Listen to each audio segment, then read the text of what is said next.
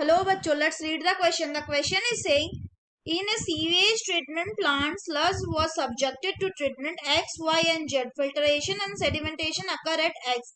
The sedimented part is called primary sludge. The liquid so produced, including sludge and supernatant, is A. In treatment Y, the liquid A is mechanically agitated. In treatment Z, all the nitrate and phosphates were removed. In one of the treatment steps, maximum trapping of debris occurs. In another treatment, microbes form a mess called B, with bacteria held with slime and fungal filament. Product C is produced by the bacteria, which is used as a source of energy. Choose the correct statement. Option A में C is produced during Y, B C is produced during Z, C is produced during X, and D both A and C.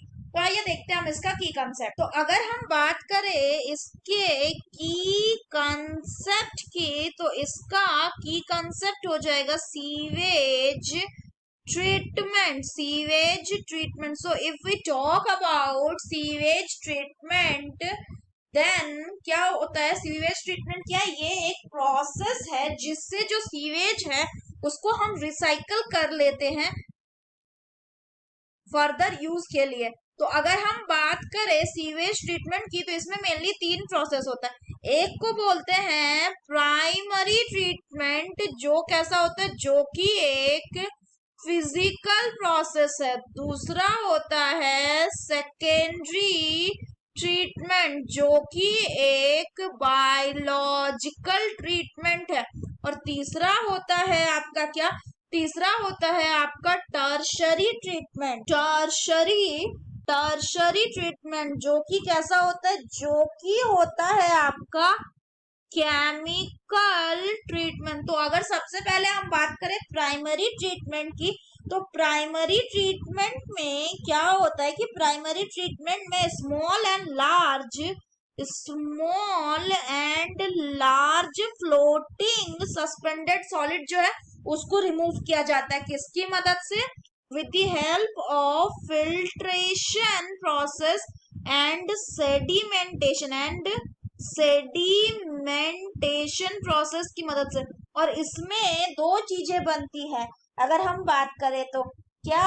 एक जो बनती है वो बनती है sediment. ये जो सेडिमेंट होता है ये कहलाता है प्राइमरी स्लज। और दूसरा क्या बनता है? दूसरा बनता है आपका सुपरनेटेंट। जो ये सुपरनेटेंट बनता है ये कहलाता है इफ्यूलेंट। उसके बाद क्या होता है? इफ्यूलेंट। ये जो इफ्यूलेंट है इसको इसके बाद हम लोग कहाँ डालते हैं? इसके बाद इस इफ्यूलेंट को डालते हैं एरेशन टैंक में। और यहाँ पे क्या होता है? यहाँ पे हम एयर देते हैं, एयर को पंप इन करते हैं, एयर इज पंप्ड इन। और यहाँ पे होता है माइक्रोबियल एक्टिविटीज। यहाँ पे माइक्रोबियल एक्टिविटीज होता है। और क्या होता है? माइक्रोब्स का यहाँ पे फ्लॉक्स बन जाता है। क्या बनता है? फ्लॉक्स बनता है। और ये माइक्रोबियल एक्टिविटीज क्या करने में मदद करते हैं? ये डिकम्पोजिशन